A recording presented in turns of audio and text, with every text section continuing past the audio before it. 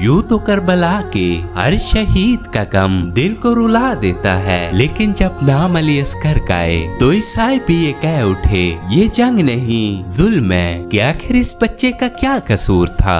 तारीख ने लिखा 10 मुहर्रम उल हराम शिद्दत प्यास की वजह से अली अस्कर की हालत उस मछली की तरह थी जो मौत के आखिरी मरहल में होती है, जो कभी मुंह खोलती है कभी बंद करती है। इमाम हुसैन अलैहिस्सलाम अली अस्कर को अबा में लपेट के मैदान में ले आए और फरमाने लगे तुम्हारे नजदीक मैं मुजरिम हूँ, इस बच्चे का क्या कसूर है, इसे 2 घूंट पानी के दे दो। ये कहना था। फौजी यजीद जोर जोर से हंसने लगी और कहने लगी पानी खुद पीना चाहते हो और नाम बच्चे का लेते हो, अगर सच्चे हो तो इसे कहो कि खुद मांगे। इमाम हुसैन अली अस्कर की तरफ देखा और फरमाया ऐ अस्कर आज अपने नाना की उम्मत से पानी मांग। अली अस्कर ने फौजी अशकिया की तरफ देखा और फरमाने लगे तुम्हारे नबी का खून मेरी रगों में बहता है, थोड़े से पानी का सवाल करता हूँ। ये कहना था। फौजी यजीद में खुलबली मच गई, बहुत से ज़ारो कतार रोने लगे।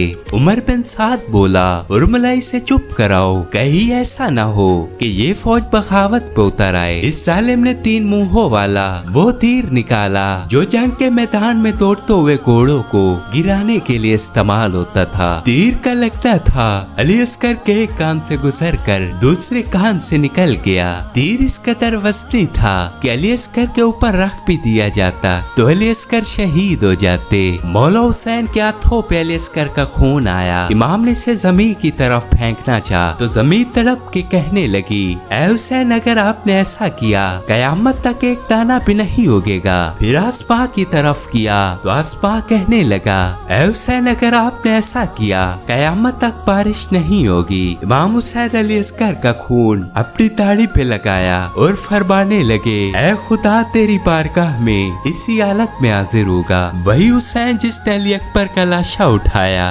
अब्बास के बाजू उठाए और मोहम्मद कासिम का लाशा उठाया। लेकिन जब अली अस्कर की बारी आई तो पता नहीं इमाम पे क्या बीती। 7 कदम आगे जाते 7 कदम पीछे जाते और कहने लगे इन्ना लिल्लाहि व इन्ना इलैहि राजिऊन बिज़म्बिल कज़ाई रब्बिही तस्लीमा व अमरे।